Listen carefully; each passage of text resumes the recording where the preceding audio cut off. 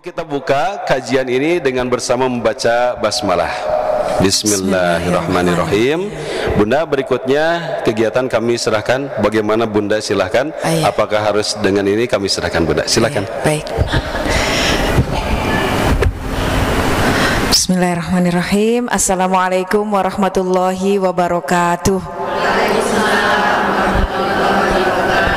Alhamdulillah, wassalatu wassalamu ala rasulillah sayyidina wa mawwa quwata illa billah, amma ba'du. Yang terhormat Ketua DKM Masjid Pusdai, yang saya hormati Ustadz Ahsan, salah satu imam di Masjid Pusdai, serta Bapak Ibu semuanya yang saya hormati pula. Alhamdulillah, dengan izin Allah pagi hari ini kita bisa bersama bertolabul ilmi di Masjid Pusdai ini dalam keadaan sehat wal afiat. Salawat serta salam semoga senantiasa terlimpah ke haribaan beliau Nabiullah wa Rasulullah Muhammad sallallahu alaihi wasallam, kepada keluarganya, para sahabatnya, tabi'in, ulama, dan kita semua pengikutnya yang insya Allah setia mentaati ajarannya hingga akhir zaman. Dan saya haturkan terima kasih kepada Bapak Ibu yang sudah berkenan hadir pagi hari ini. Semoga niat ikhlas kita semua menjadi pahala bagi kita, menghapus dosa-dosa kita, dan menjadi wasilah dikabulkannya doa kita semua. Amin ya Rabbal Alamin.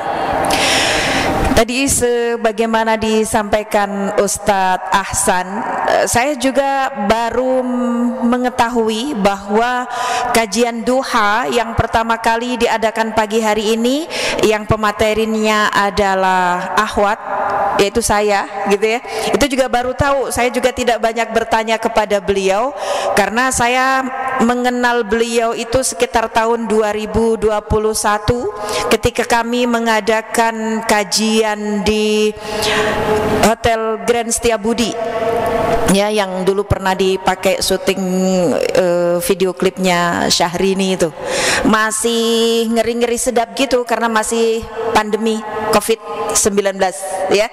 Dan itu saya nggak tahu juga dulu tuh kenalnya dari mana saya. Terus kami mengundang beliau dan akhirnya beliau tausiah di Hotel Grand Setiabudi.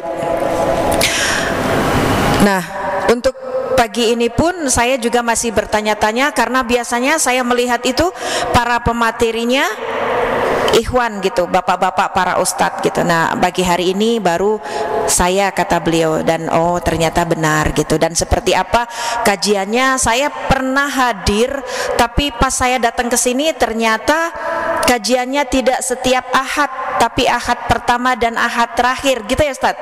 Nah gitu, jadi saya pernah datang ke sini juga. Nah, mudah-mudahan ini buat ibu-ibu Az-Zahra juga, ini adalah pertama, dan kemudian nanti akan menjadi suatu kebiasaan yang menjadi keistiqomahan untuk kita untuk bisa hadir di kajian duha setiap ahad pertama dan ahad terakhir di Masjid Pusdai gitu. Ahad kedua dan ahad terakhir. Oh baik Ibu, ya, ahad kedua dan ahad keempat, ya, ahad kedua dan ahad keempat gitu. Mudah-mudahan bisa meluangkan waktu untuk bertolabul ilmi, sama-sama sharing. Karena kan kalau bagi ibu-ibu itu pentingnya memang curhat, ya, selain ilmu gitu. Itu curhat itu utama bagi seorang wanita. Wanita itu kalau di dalam bahasa Arab disebutnya al-mar'atu kal mir'ah, ya. Wanita itu ibarat kaca.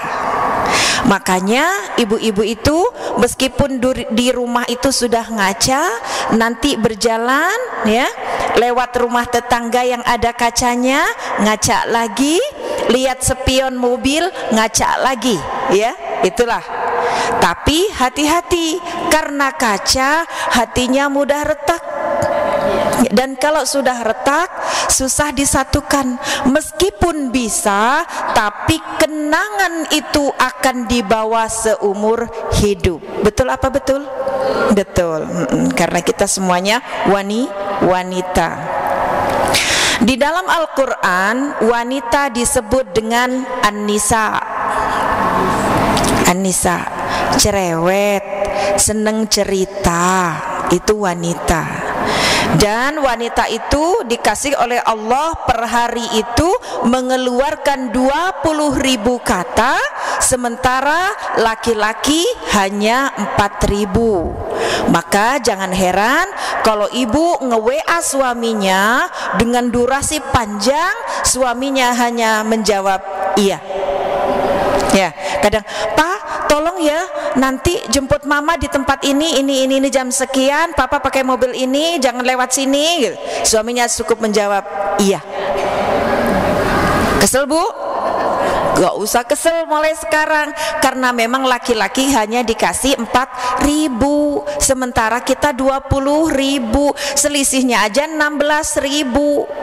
Banyak banget gitu. Wanita itu diciptakan dari tulang rusuk laki-laki, sehingga ketika Siti Hawa, ibu kita, diciptakan dari tulang rusuknya Nabi Adam untuk menjadikan ketenangan bagi Nabi Adam.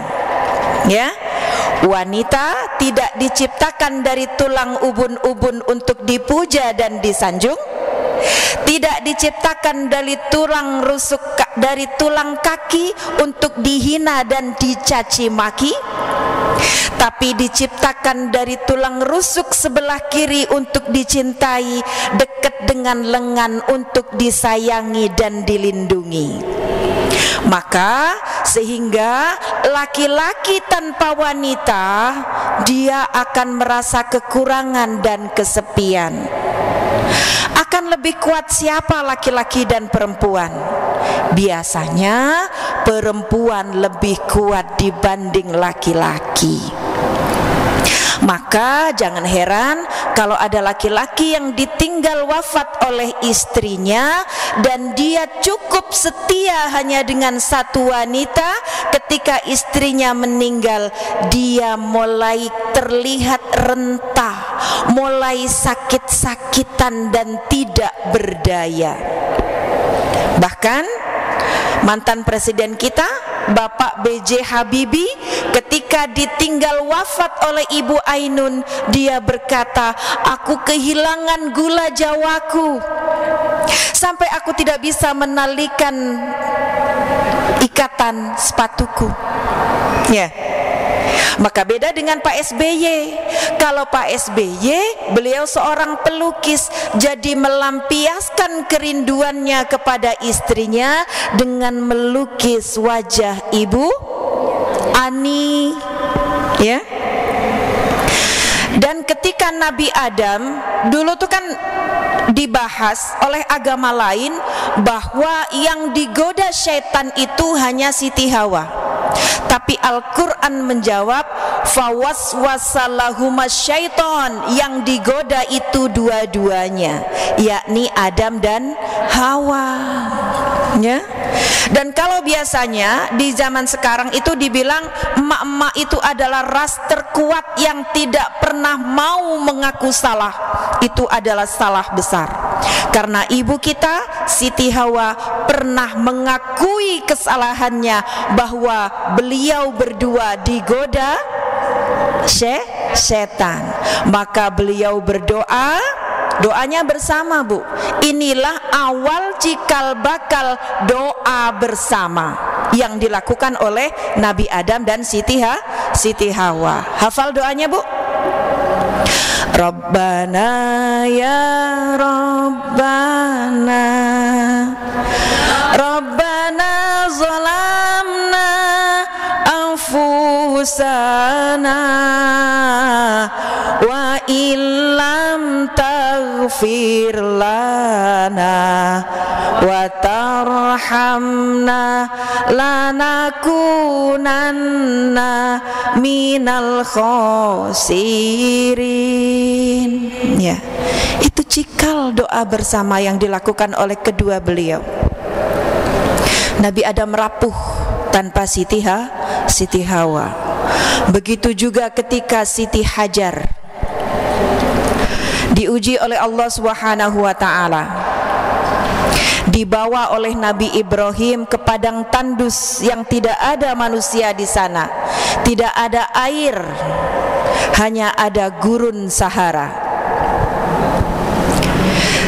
Dengan kondisi membawa bayi, kebayang ya Bu ya, kebayang. Kenapa Nabi Ibrahim harus membawa istrinya ke padang pasir yang tandus? Adalah karena ujian dari Allah Subhanahu wa ta'ala.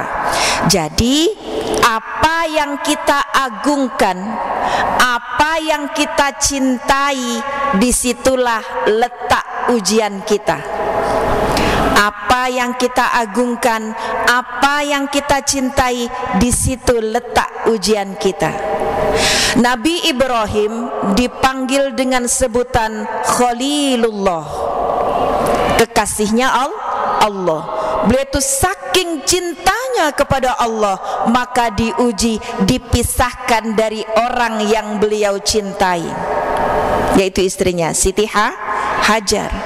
Kalau waktu itu Siti Hajar tidak diuji, harus dipisahkan dari suaminya, belum tentu ada Ka'bah, belum tentu ada Makkah, belum tentu ada haji dan umrah, belum tentu ada Zam-Zam yang airnya melimpah dan membawa berkah. Semua itu karena satu wanita yang membawa berkah, yaitu Siti Hajar.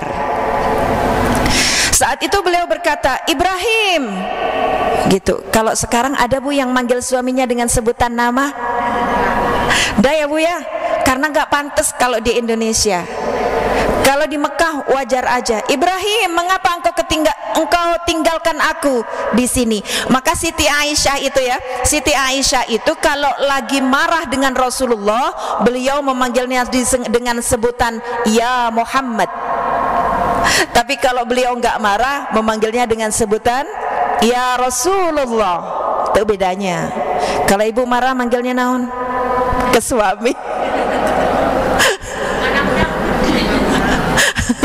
Ya, jadi kalau waktu itu Siti Hajar manggil kepada Nabi Ibrahim, Ibrahim, mengapa engkau tinggalkan aku di sini? Gitu ya. Kemudian Nabi Ibrahim bingung Bu, bingung.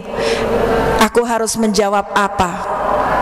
Kalau aku menjawab ini perintah Allah, takutnya Siti Hajar akan menyalahkan Allah.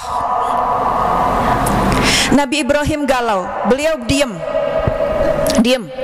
Tapi kemudian Siti Hajar berkata, apakah ini perintah Allah? Nah, kemudian baru Nabi Ibrahim menjawab, iya, ini perintah Allah.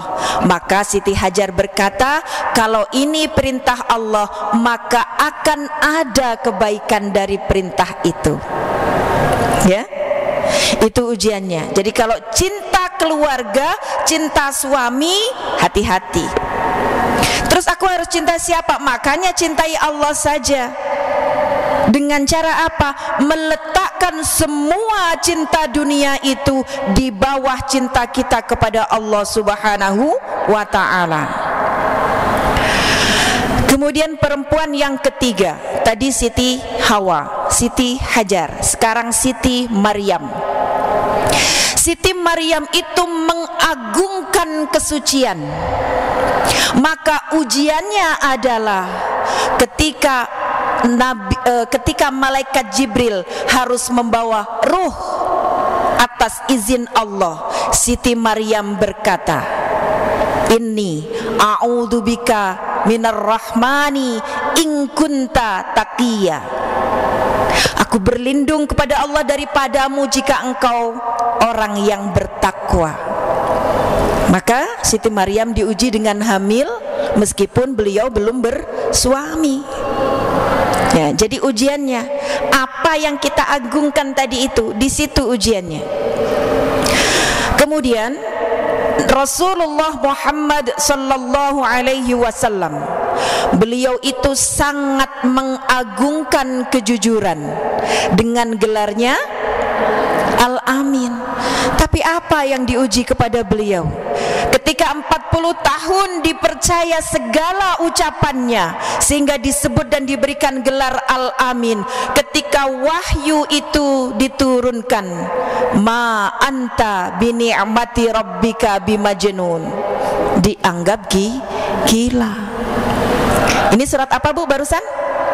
Al-Qalam. Baik. Jadi kalau kita mengikuti jejak-jejak leluhur kita yang hebat, maka kita juga harus menjadi generasi yang hebat. Bagus mana Bu? Yang ini atau yang ini? Cek ini. Oke. Yang ini ya. Yang mana? Yang ini. Oh, yang ini. Oh, bagus yang ini. Oke, baik. Serak. Oke. Baik. Jadi ketika tadi sampai Siti Maryam ya, Siti Maryam itu diuji karena beliau mengagungkan kesucian, dan Rasulullah karena mengagungkan kejujuran maka diuji dengan tidak dipercaya, bahkan dikatakan majnun oleh kaumnya. Saya sangat mencintai jamaah saya, maka saya pun mendapatkan ujian. Ada jamaah saya yang sudah terbina dengan baik, ngajinya sudah bagus, tapi kemudian membawa jamaah yang lain untuk menjadi jamaah beliau, sehingga saya waktu itu kaget hadir di Buah Batu, jamaah saya kok tinggal segini. Nah gitu ya. Kemudian saya ingat, oh iya, ini ujian buat saya ya. Kemudian saya juga sangat mencintai suami saya, mencintai anak-anak saya. Suatu hari tiba-tiba kami yang sudah menikah 25 tahun, ternyata suami saya ada tugas ke Jayapura. Akhirnya kami harus LDR ya. Di waktu itu pula anak saya yang pertama harus dinas di Jakarta, anak saya yang kedua harus kuliah juga di, meskipun gak jauh gitu ya, di Cibiru, tapi saya di rumah sendiri.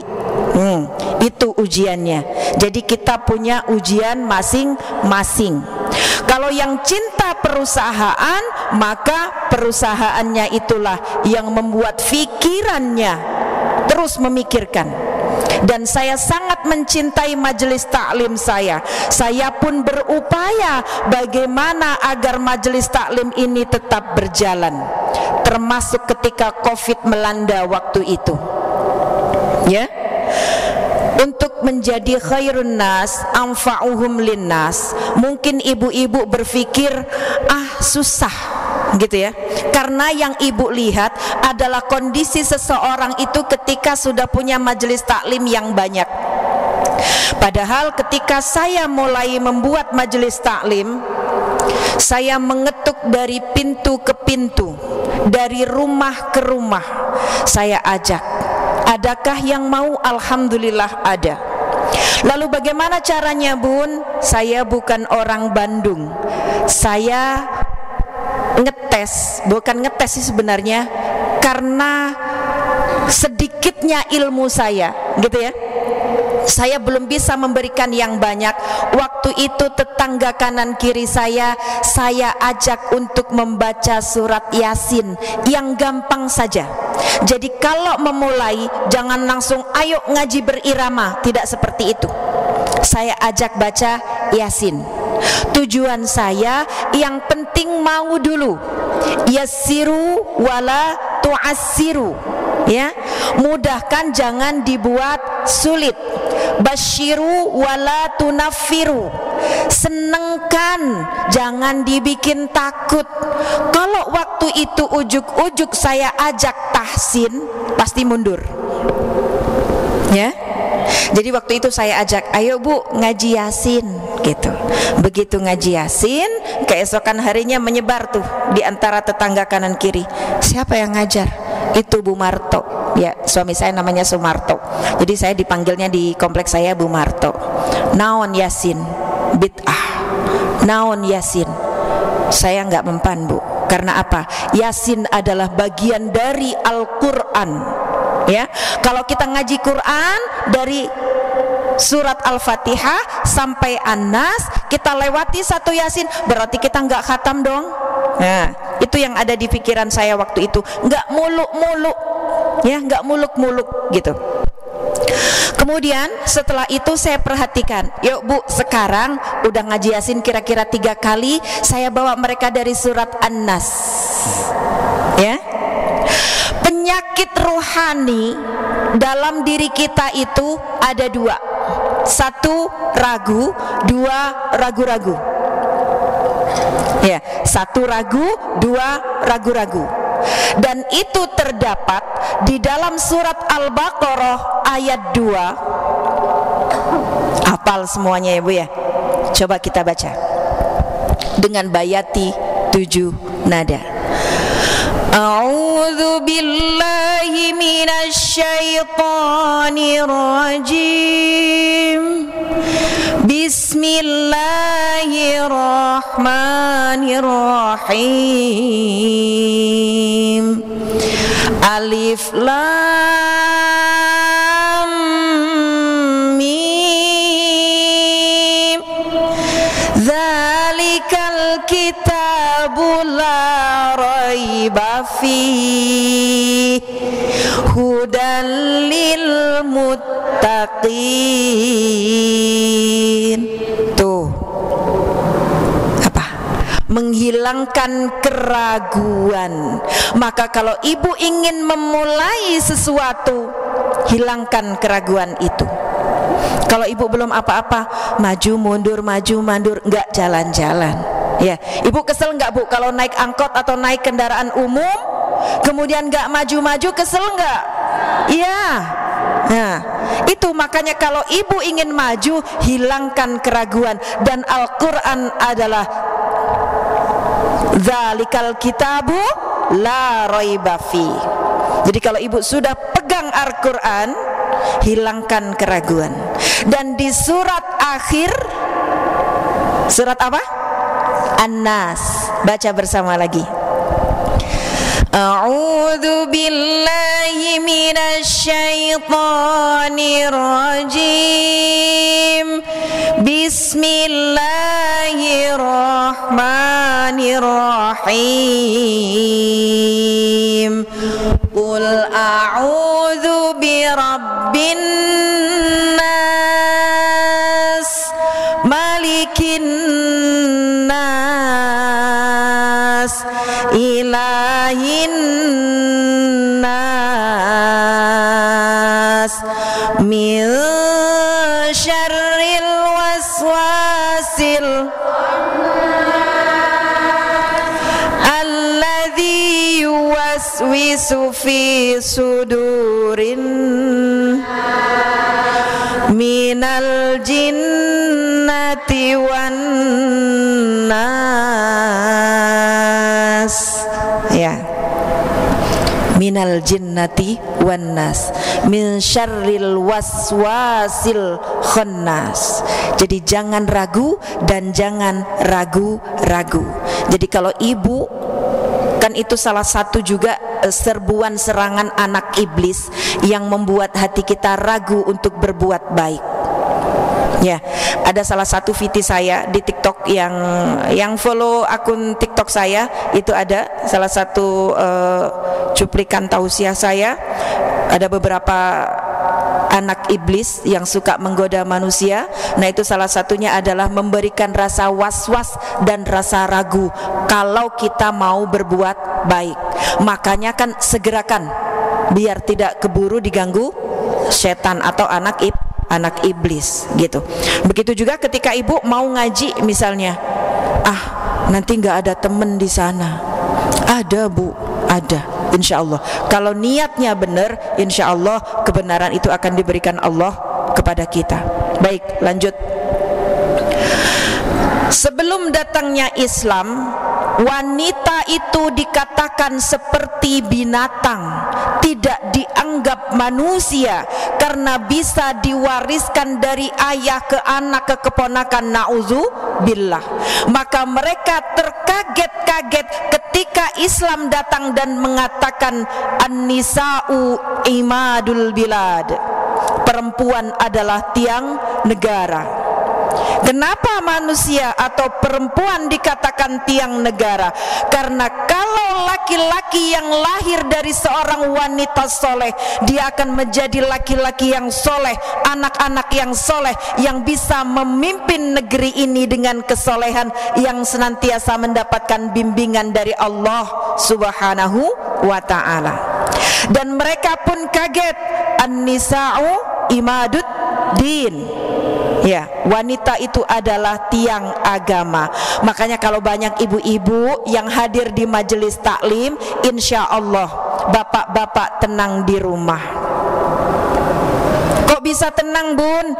Iya, karena ibu-ibu itu suka dinasehati oleh ustadz atau ustadzahnya, sehingga waktunya sholat bapak tidak harus sholat. Kalau ada ibu-ibu yang suka rajin di majelis taklim, tapi sholat datang ibu-ibu masih anteng dan harus diingatkan suaminya, maka itu sungguh, nah eta jawabannya, terlalu, ya. Dan orang-orang non-muslim pun kaget ketika Islam datang dan mengatakan al-jannatu tahta min aqdamil ummahat, surga itu di bawah telapak kaki ibu. Dan untuk urusan kemuliaan Rasulullah mengatakan ummuka, ummuka, ummuka, kemudian abika. Berarti apa? Jadilah seorang ibu yang bisa melahirkan dengan lunas, yang bisa menyusui dengan tuntas, dan bisa mendidik anak-anak dengan cerdas dan lugas. Ya, bukan berarti ibunya harus 3, tidak. Tapi seorang ibu bisa berperan sebagai seorang ibu yang mengandung dan melahirkan, yang bisa menyusui dan mendidik putra-putrinya. Amin, Allahumma amin.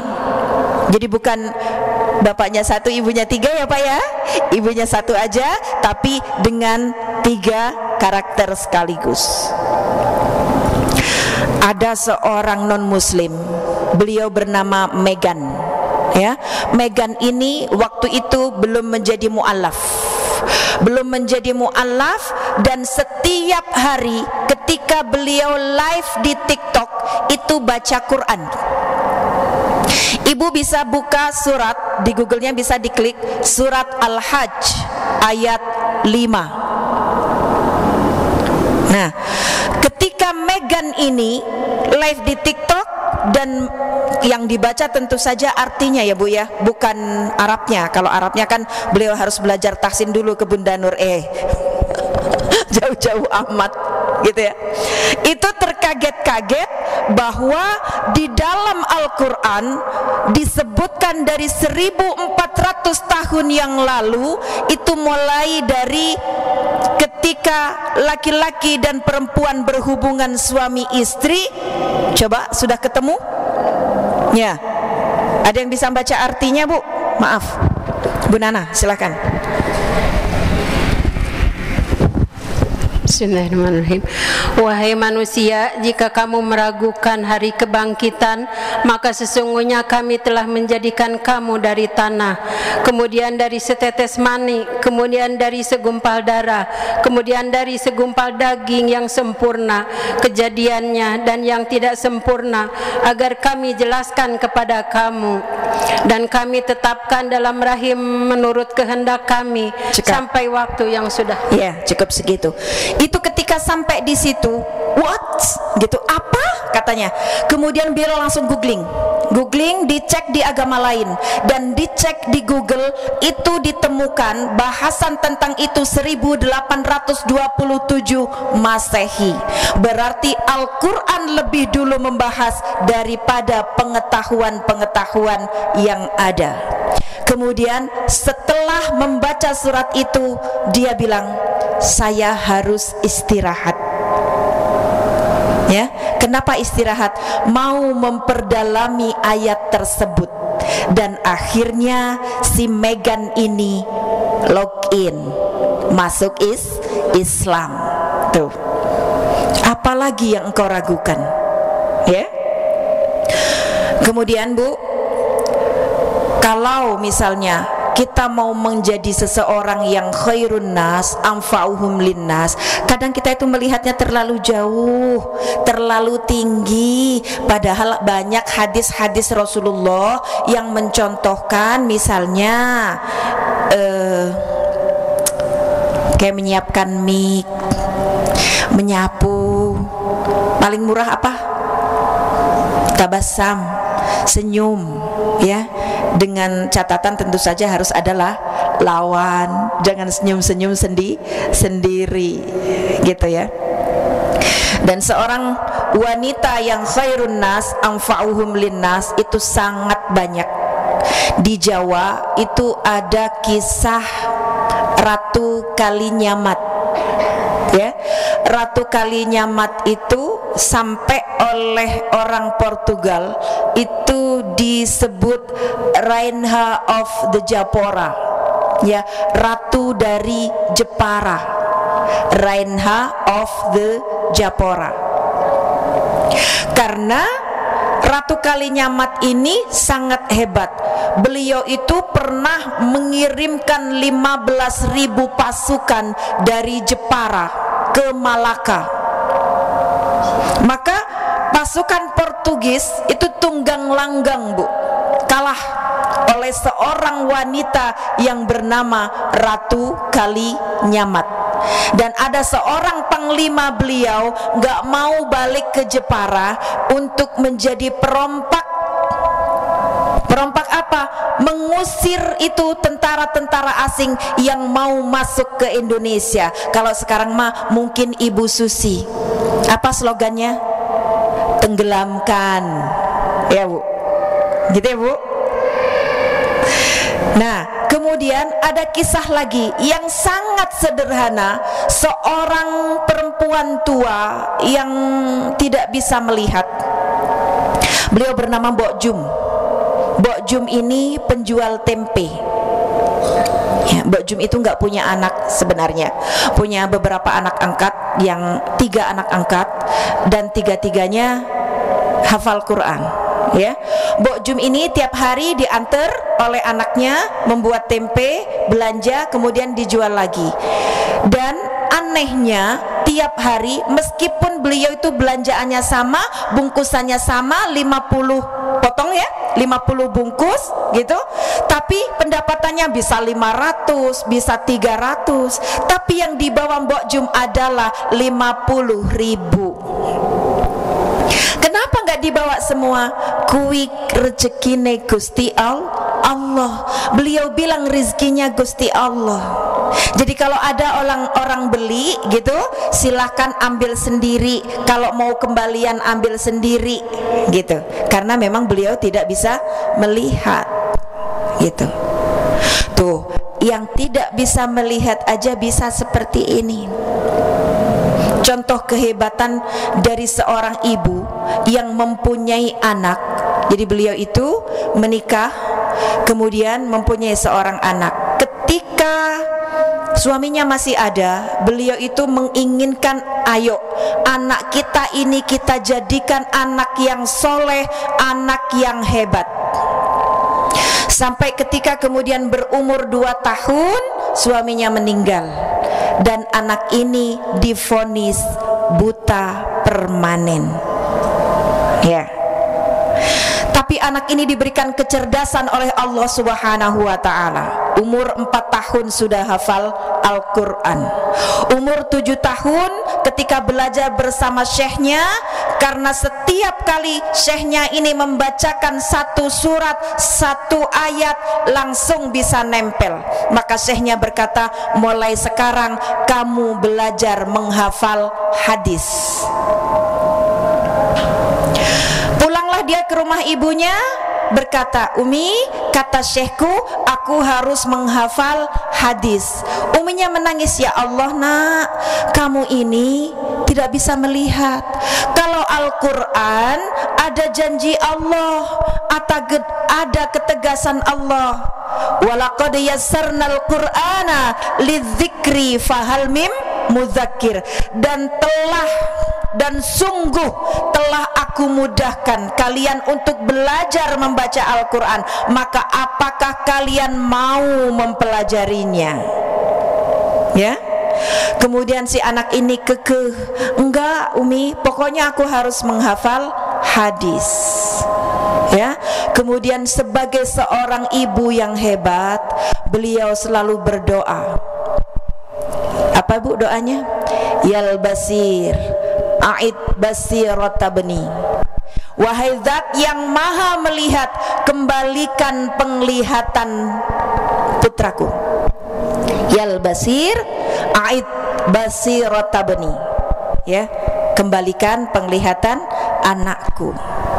Kemudian ketika anak ini pun membaca Al-Quran, laqad kunta fi ghaflatin min hadza fakashafna anka ghita'aka fabasarukal yauma hadid. Berbarengan dengan doa ibunya, masuk kumparan cahaya ke dalam merinding, masuk ke dalam penglihatan anak tersebut.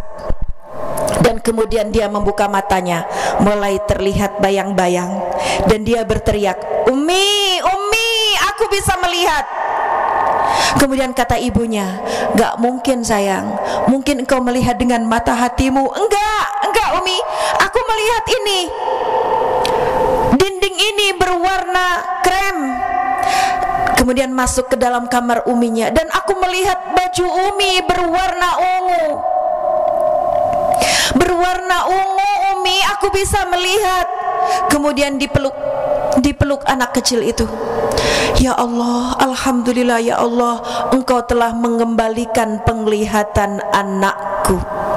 Kehebatan doa seorang ibu. Dan akhirnya ketika anak ini besar, beliau menjadi seorang yang sangat juga kita hormati, karena ilmunya beliau adalah ahli hadis, yakni Imam Al-Bukhari. Tuh kehebatan seorang ibu. Pun begitu, kita juga mengenal, mungkin cerita ini jarang diceritakan gitu ya. Ada seorang ibu pengen anaknya menjadi raja, padahal beliau adalah wanita biasa, dan juga beliau seorang single parent sampai single seorang single parent ya, seorang janda. Ketika hamil, dia lagi menyapu di halaman rumahnya. Yuk, kata tetangganya, wis gede itu perutnya, sudah besar itu perutnya. Iya. Pengen dadi apa anak engko? Pengen menjadi apa anakmu nanti? Ya pengen dadi rojo, pengen jadi raja. Diencepin Bu, di jebiran. Kalau kata orang Sunda ya, di cibiran gitu. Gitu. Mana mungkin gitu. Jadi jangan kayak lagunya Elvi Sukaisi ya Bu ya. Mana mungkin, kenapa kesana? Ya, gitu ya Bu ya. Jangan kita itu jadi orang, jangan mudah menjebi gitu, jangan mudah menghina, jangan mudah menjas. Kita nggak pernah tahu kehendak Allah. Dan ketika dia dicibir oleh tetangganya, bismillah Bu, melek bengi. Ya, tahu melek bengi? Jadi tidur di waktu sore sesudah sholat isya, dan bangun malam sholat tahajud. Sholatnya bener nggak? Masalah bener atau enggak, urusan Allah. Dan dia berdoa kepada Allah, Ya Rahman, Ya Rahim, Ya Malik. Ya Rahman, Ya Rahim, Ya Malik. Tapi enggak benar gitu Bu, Ya Rahman, Ya Rahim, Ya Malik. orang Jawa teh atau di zaman dahulu, karena di Jawa itu hono coroko. Maka ibu jangan heran ketika Pak Jokowi bilang Alpateka, ibu ketawa. Ya iya, hono coroko Alpateka. Ya, sama dengan orang ini juga, ya Rokman, ya Rokim, ya Malik. Terus itu diulang-ulang setiap malam. Dan ketika akhirnya beliau melahirkan seorang bayi tampan berambut keriting, bermata sipit, ya, pun doanya tak henti-henti, ya Rokman, ya Rokim, ya Malik. Karena bisanya cuman itu. Dan akhirnya 25 tahun, 35 tahun kemudian, laki-laki ini yang berambut keriting dan bermata sipit, berkulit putih, yang tampan ini menjadi seorang presiden 32 tahun. Beliau adalah Presiden Soeharto. Ya, karena kehebatan seorang ibu. Dan juga Bu, ada kisah seorang ibu yang mempunyai anak orang kaya. Beliau ini orang kaya, dan lagi-lagi beliau itu seorang single parent, single mom, ya, sendirian. Tiba-tiba anaknya divonis untuk sakit kanker, sampai nggak bisa makan, dan yang bisa masuk ke dalam tubuhnya itu hanya jus buah. Tapi wanita ini tangguh. Tuh, kembali adalah seorang ibu itu wajib tangguh, Bu. Jangan mudah menyerah, ya. Ketika anaknya divonis itu, dia berdoa kepada Allah dengan Ismul A'zam, ya Latif, ya Latif, ya Latif. Ya, ya Allah, ya Latif, ya Allah yang maha lembut. Ya, itu terus dikumandangkan hingga akhirnya ketika beliau sedang antri membeli jus buah, ada seorang laki-laki di sebelahnya. Bu, banyak amat ibu belinya, kita ini juga ngantri. Maaf, karena anak saya ini sakit, tidak bisa makan selain jus buah, maka saya hanya memberikan jus buah kepada anak saya. Oh, anak ibu sakit apa? Sakit kanker. Baik Bu, nanti kira-kira malam Jumat ibu temui saya di halte bis depan Pusdai jam 2:30 pagi. Kalau sekarang nggak bisa, banyak yang jualan, ya. Ya, tapi ini cerita Bu. Kemudian, oh baik, Anda siapa? Saya Yusuf. Laki-laki ini bernama Yusuf. Ya, nanti ibu akan bertemu dengan seseorang yang bernama Yusuf. Akhirnya saking senengnya, kan dalam pikiran dia, oh orang ini yang akan memberikan obat untuk anakku, maka aku juga harus memberikan sesuatu untuknya.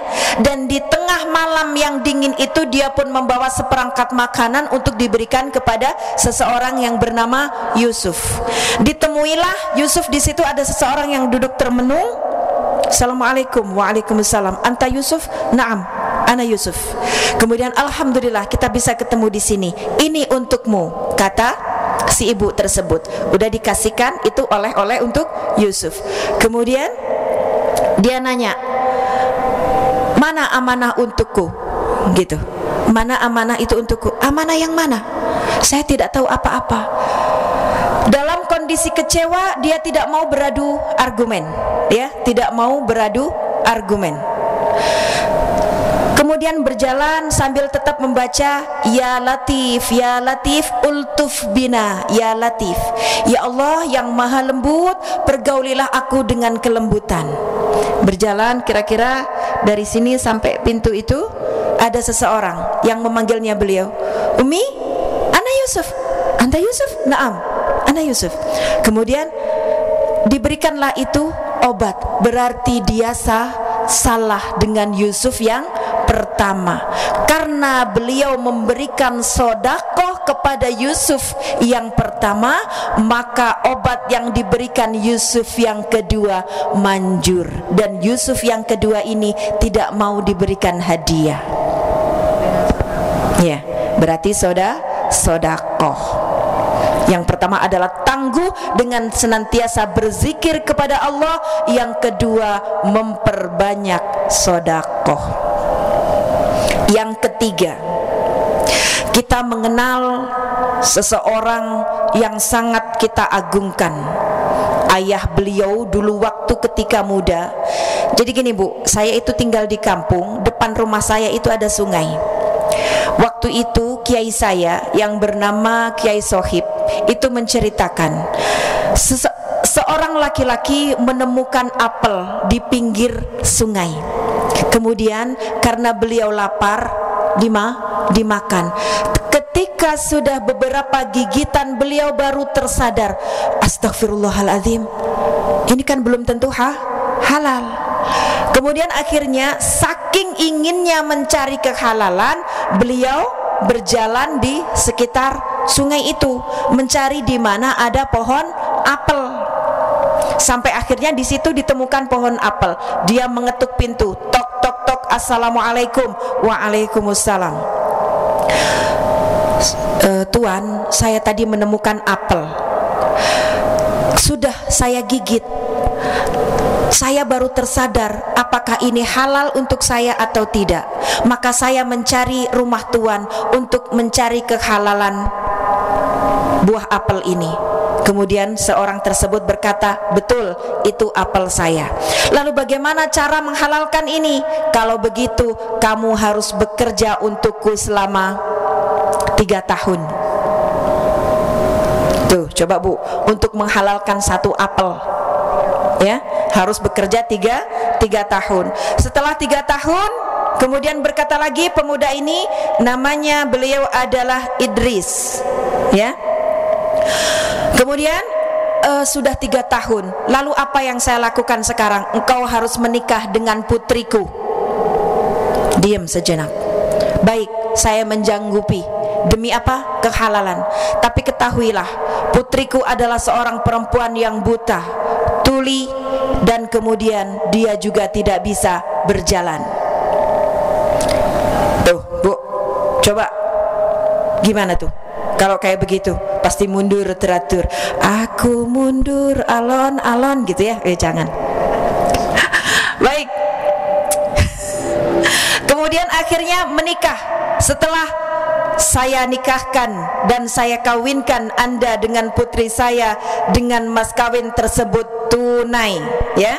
Saya terima nikah dan kawinnya seseorang dengan mas kawin tersebut tunai. Masuklah ke dalam kamar. Enggak ujuk-ujuk masuk Bu, Imam Syafi'i. Imam Syafi'i ya, ini saya menceritakan tentang Imam Syafi'i.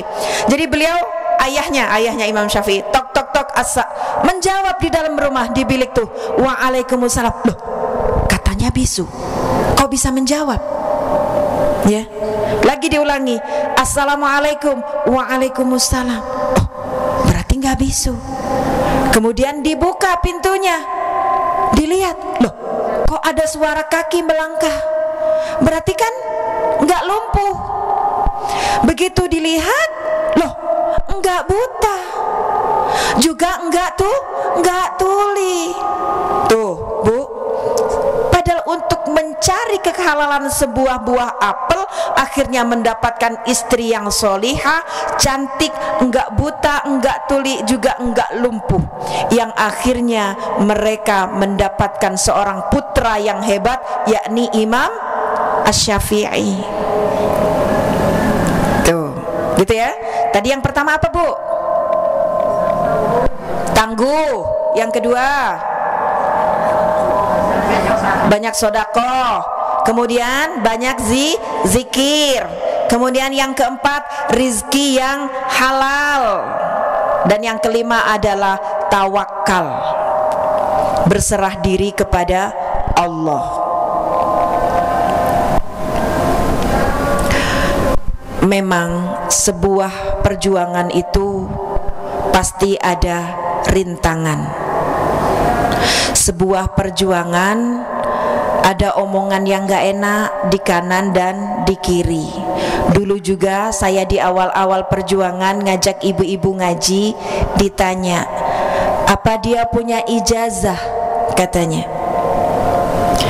Ditanya seperti itu, usia saya waktu itu 36 tahun. Tetangga saya bilang, Bu, ada yang nanya, ibu ngajar ngaji punya ijazah enggak? panas Bu, panas. Saya bawa ijazah saya, ini ijazah saya.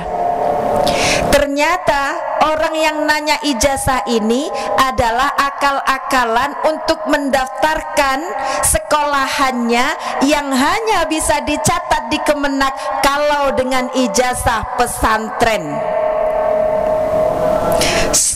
Beliau tuh bukan minta ijazah saya sih, sebenarnya minta fotokopi.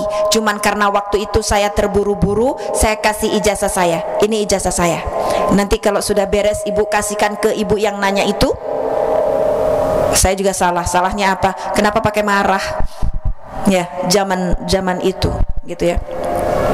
Udah, begitu dia kasihkan, udah saya kembalikan. Saya nggak berpikir sama sekali.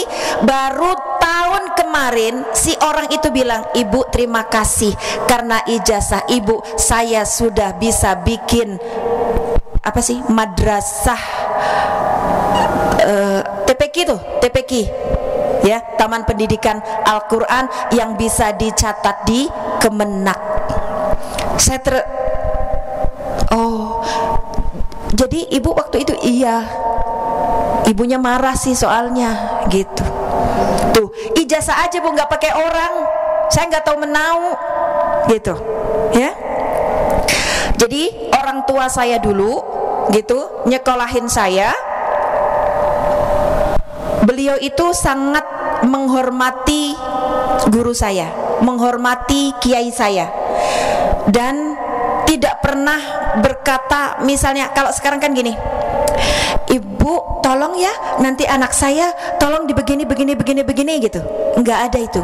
Setahu seingat saya gitu, ibaratnya saya digelundungkan gini, "Kiai kula nitip putra kula, sur." Udah. Terserah di sini mau disuruh apa, terserah.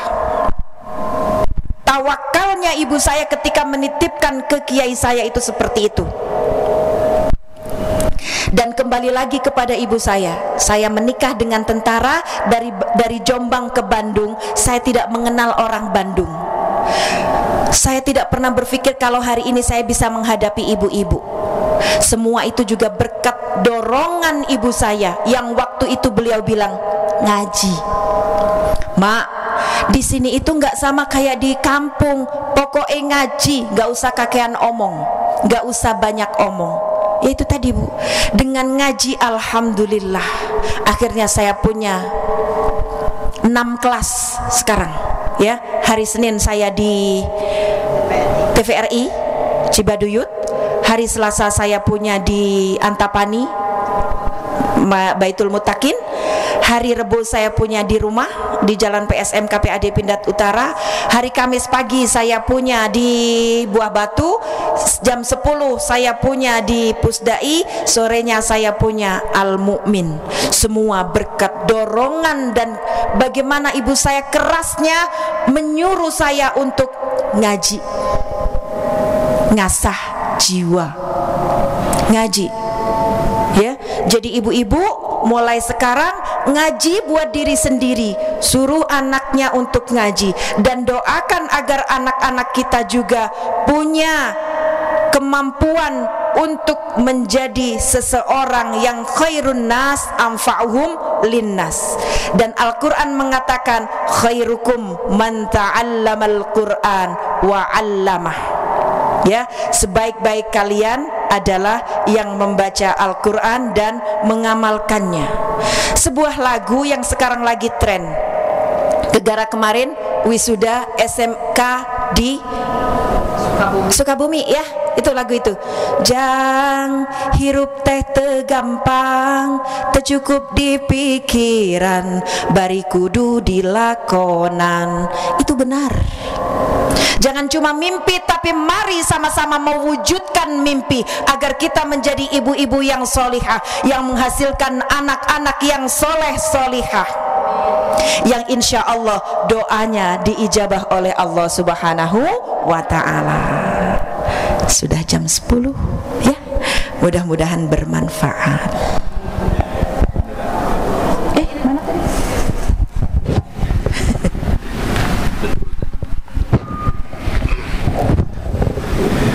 Masya Allah, saya dari tadi betah aja Bu di luar biasa ya Bu. Bunda ini tadi saya ngabandungan terus Bu yang menyimak, nih saya jadi pengen curhat sebentar ini Bu ya. Bunda boleh Bunda? Boleh, insyaallah. Insyaallah.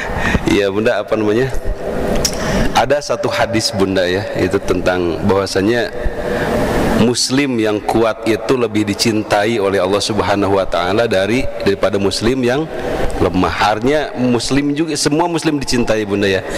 Tapi ada yang lebih dicintai, itu adalah muslim yang kuat.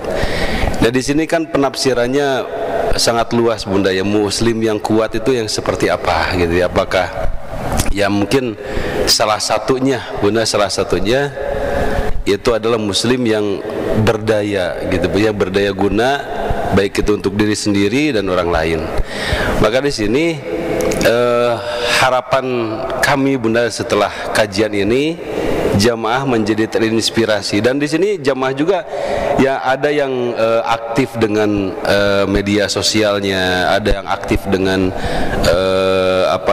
kegiatan di lapangannya gitu Bunda ya. Nah di sini bagi Bunda atau Bapak yang belum mencoba, ayo kita mulai berdaya guna bagi sesama gitu. Paling tidak di keluarganya gitu, atau paling tidak di kampung halamannya. Cuman Bunda yang saya rasakan itu ya, ketika kita memulai bergerak untuk berkegiatan seperti ini Bunda ya, entah misalkan ya artinya kita menjadi penggerak lah gitu Bunda ya, menjadi penggerak, kemudian itu selalu yang dipikirkan itu hasil gitu Bunda, sehingga ketika kita melakukan suatu hal itu, aduh jamaahnya sedikit gitu, aduh ini yang ikut ngajinya juga 1-2 orang gitu, kita sangat over ekspektasi gitu Bunda ya. Wah dengan kegiatan ini harapannya jemaahnya banyak gitu, kemudian pesertanya juga banyak. Nah sering kita tuh dialihkan ke sana pikiran kita tuh Bunda, padahal kalau misalkan kita pola pandangnya mungkin Bunda ya kita luruskan, toh hasil itu hak prerogatif Allah ya Bunda ya. Jadi kalau misalkan kita ya udahlah kita bergerak saja gitu. Jangan sampai benar tadi Bunda itu Bunda fasih sekali ya nyanyi bahasa Sundanya. Ini wong Jombang kok fasih bisa gitu Bunda ya. Ya, itu benar Bu ya. Kalau kita selalu pikirkan bikin kegiatan ini kira-kira banyak nggak nih? Gitu ya. Kalau misalkan bikin satu organisasi bakal tukbar nggak nih, terbentuk kemudian bubar gitu ya.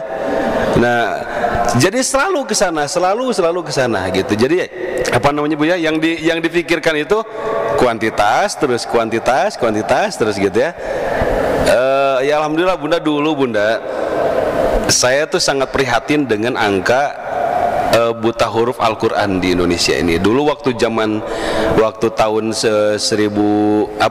tahun 2017 2018 itu angka, kalau nggak salah saya lupa lagi, angka buta huruf Al-Quran itu Bunda di angka 45%. Kalau sekarang itu sudah 62,24% buta huruf di Al-Quran, buta huruf Al-Quran di Indonesia. Ya di samping Indonesia sebagai populasi terbesar Muslim di dunia Bu ya, dan 62,24% itu buta huruf Al-Quran. Kemudian bikin pergerakan Bunda. Saya masih ingat itu takrib dulu judulnya Bu ya, takrib. Jadi tahsin Quran pada maghrib ketika itu. Ketika mulai Bunda itu apresiasinya luar biasa, dan itu bikin semangat gitu Bunda ya. Wah, alhamdulillah itu berjajar di sini gitu ya. Kita mulai, bahkan salah satu jamaahnya di sini ada tuh Pak Dwi sehat ya. Dulu Pak Dwi Bu masih berseragam loreng dulu di sini, ikut terus. Beliau sekarang sudah purnawirawan. Nah itu Tapi bunda kesini mulai orot itu bunda tuh, sampai bunda tuh nggak ada sama sekali. Tapi saya monolog di sini bu. Saya monolog. Yang tadinya banyak, kemudian tinggal 1, 2. Mungkin Pak Dwi ketika itu berhalangan, nggak ada sama sekali. Saya monolog. Dengan harapan mungkin di sana ada orang yang walaupun lagi diam-diam lagi ngapain, paling tidak ada 1, 2 kata yang bisa sampai dan nerap di dia, yang kemudian hari mungkin bisa mengamalkannya dan itu menjadi amal jariah kan bu ya. Nah di situ bu, ketika kita ingin mengadakan pergerakan bunda ya, itu memang bunda kita memang harus memang harus punya mental baja ya bunda ya. Jadi harus ya kalau dengan fenomena seperti itu saya jamaahnya jadi mulai dikit, hangus lah. Dan awan ngadain kegiatan juga kayak gini, makan ati gitu ya, makan apa. Tapi di situ bunda kita nggak berhenti ya, kami nggak berhenti beledagan bunda ya, kopi dia, dan itu sangat meluluhlantakan itu ya, nggak ada jamaah sama sekali. Tapi setelah itu kita mulai bangkit lagi dengan pergerakan halakoh diniyah bunda, dan kuliah duha ini. Ya, ini kuliah duha ini kita ubah ininya. Kalau dulu namanya dialog duha bunda, dulu itu dialog kita ubah. Jadi selain ada ada materi taklimiahnya yang langsung ke praktek gitu ya, dan juga ada tausiahnya ya, ini tausiahnya seperti ini. Nah bunda,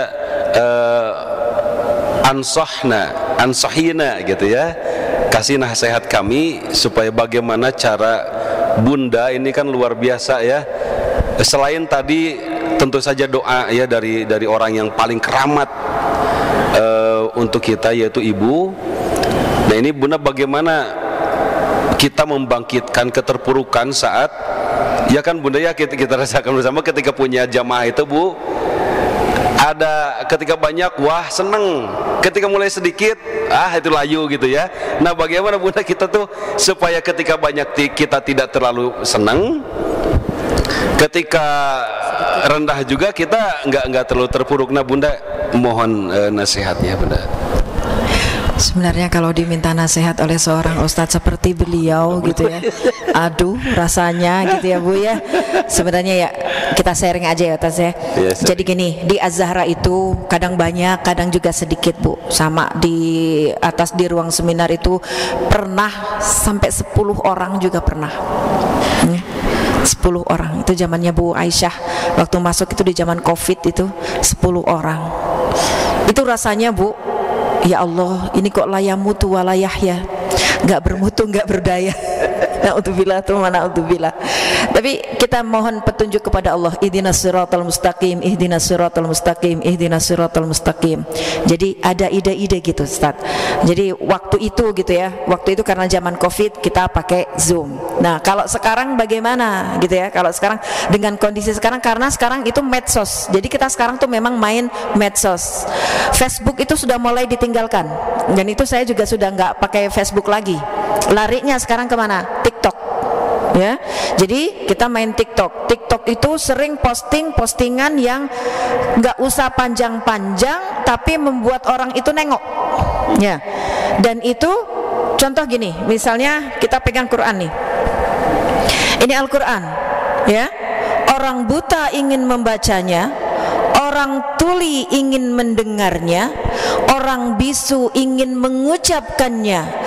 Lalu kita yang sehat ini apa yang kita lakukan dengan Quran? Nah, quote-quote kecil seperti itu, ya. Dan itu kalau di situ nanti ketika kita sudah bikin postingan seperti itu, tidak lantas kita posting begitu saja. Di situ kasih judul, kemudian tagar.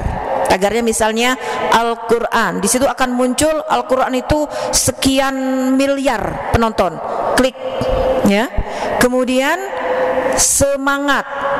Tagarnya lagi ya Bu ya, ini berbagi ilmu tentang medsos. Jadi ibu-ibu kalau posting di medsos, jangan asal posting view-nya ibu, penonton ibu, alah paling berapa. Maaf, bukan saya mengecilkan, ini ilmu aja gitu ya, kita sharing.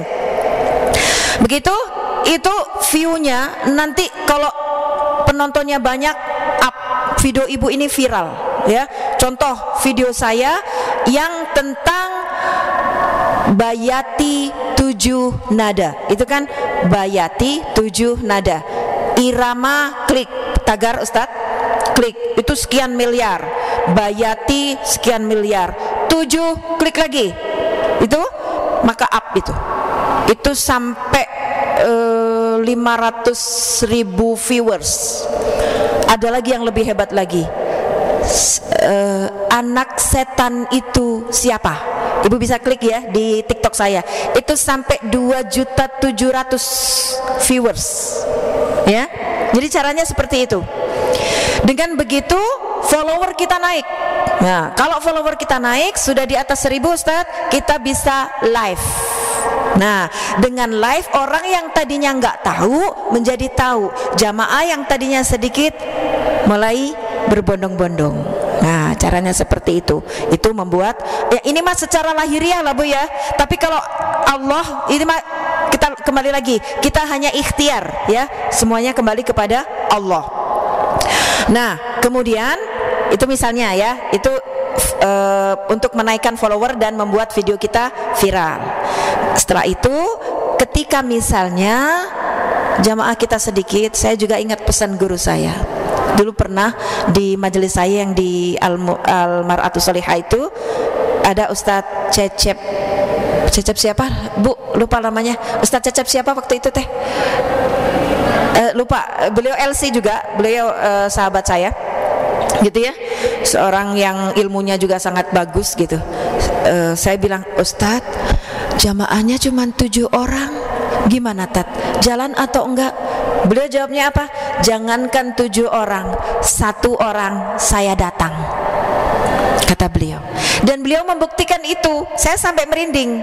Makanya ketika saya di TVRI itu kan satu jauh ya dari Kiara Condong ke TVRI. Dan itu, ini ada jamaah TVRI, jamaahnya sedikit, 15, 20, 25 lah gitu. Itu udah paling banyak gitu. Aslinya kalau nggak inget kata-kata guru saya dan kata-kata Ustadz Cecep ini, jangankan 7 orang, 1 orang saya datangi. Sama, saya juga punya rasa putus asa. Tapi kembalikan lagi kepada Allah. Dan untuk mengupkannya, setelah kita main medsos di TikTok, banyak yang pengen belajar bagaimana belajar bayati 7 nada, pada datang Ustadz, mulai berbondong-bondong lagi. Seperti itu. Baik, terima kasih Bunda. Ya, memang kita apa Bu ya? Saya jadi ibu nggak apa-apa ini ya. Benar, ini sangat menarik. Ini makanya saya sebut ini sebagai kajian yang spesial Bunda ya. Ini apa namanya? Saya jadi ingat itu Bunda. Ada kisah, ini bukan dongeng Bunda ya. Ini Bu ya, ini kisah yang seekor semut ya, bagi mungkin Bunda juga udah tahu ya. Seekor semut, dia ingin berniat ingin menyelamatkan Nabi Ibrahim alaihissalam yang sedang dibakar. Dia, semut itu mengambil ya sebanyak-banyaknya air. Kalau semut yang bawah segimana kan Bu ya. Kemudian semut yang lain itu apa namanya mencibir gitu ya. Dengan air seperti itu apa yang bisa kamu lakukan gitu kan Bu ya. Dengan air segitu apa yang bisa kamu lakukan? Semut itu kemudian saya juga tahu dengan air seperti ini api sebesar itu tidak akan padam, tapi setidaknya saya sudah berpihak. Ya, tapi setidaknya saya sudah berpihak kepada siapa gitu.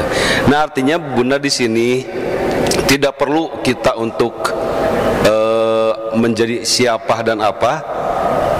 Mulai sekarang dari apa namanya, kita yang belum bergerak gitu ya, mulai bergerak sekecil apapun gitu Bunda, karena hal seperti itu apa namanya, kita bisa bayangkan Ibu ya, kalau misalkan setelah kajian ini ada 100 Bunda Nur Wahyuni Al-Hafidhoh di tempat-tempat yang lain kan gitu Bu ya.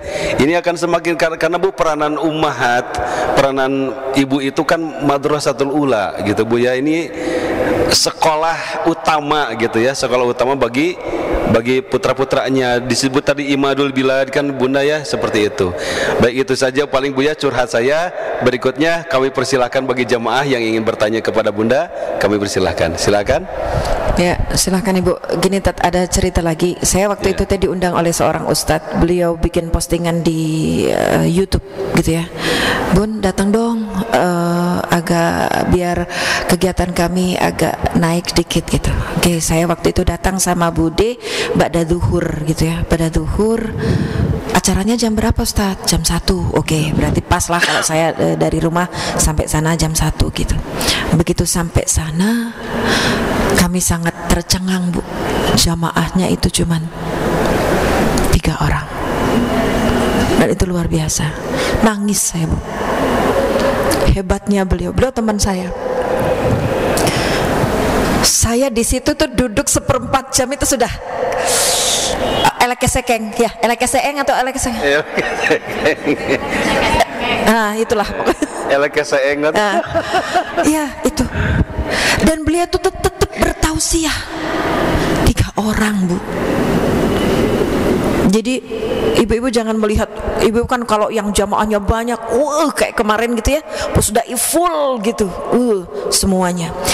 Kadang, ini maaf nih ya Bu, sedikit lah, kita itu menghormati ustadz yang sudah kaliber, tapi ibu melupakan apa yang biasa memandikan jenazah di tetangga itu, mudin kalau di Jawa, kalau di sini apa naib,